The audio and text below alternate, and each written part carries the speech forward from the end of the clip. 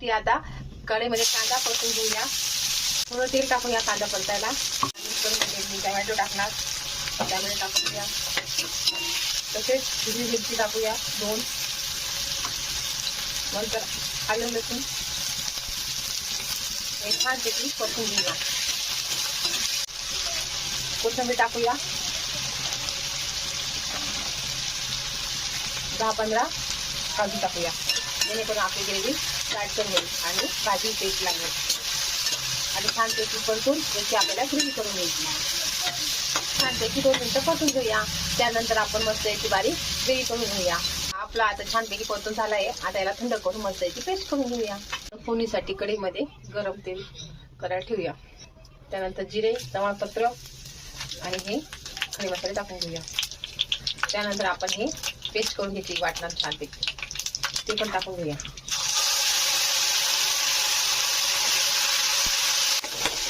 आपण ग्रेव्ही परतून घेऊया. तेल सुटेपर्यंत परतून घेतली आहे. त्यानंतर आपण मसाले टाकणार आहे.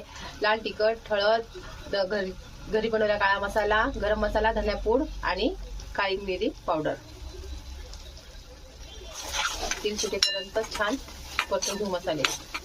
ग्रेव्हीला छानपैकी रंग आला आहे. सगळे मसाले आपण परतून घेतले छानपैकी. हे पहा टेक्स्चर दिसतंय ना ग्रेव्हीचं. नंतर आपल्याला याच्यामध्ये 1 वाटी दही घालायचे, जेणेकरून आपली भाजीची चव वाढवेल. छानपैकी मिक्स करून घेऊया. त्यानंतर आपण कसुरी मेथी घेतली, छानपैकी हातावर चोळून टाकूया, जेणेकरून भाजीला छान टेस्ट येईल. हे पहा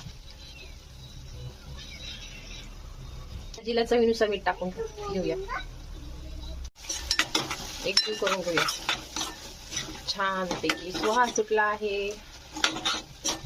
तुम्हाला ही माझी रेसिपी आवडली असेल तर चॅनेलला पहिल्यांदा तुम्ही सबस्क्राईब करा, लाईक करा, शेअर करा आणि कमेंटमध्ये सांगा तुम्हाला कशी वाटली भाजी. जर तुम्हाला नवीन जर रेसिपी हवी असेल तर मला कमेंटमध्ये सांगा, तुमच्यापर्यंत मी पोहोचेल. त्या अंड्याला आपण छानपैकी कट करून घेऊया, जेणेकरून ग्रेव्हीचा मसाला यामध्ये जाईल. आता आपली सगळी ग्रेव्ही परतून झाली, मसाले परतून झाले. त्यामध्ये आपण मसाल्याचं पाणी ऍड करून घेऊया.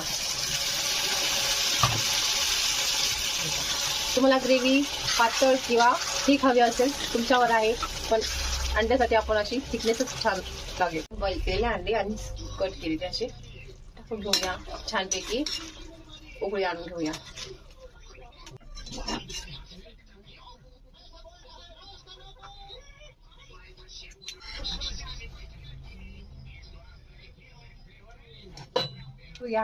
तुम्ही भातासोबत, चपातीसोबत, इव्हन भाकरीसोबत खाऊ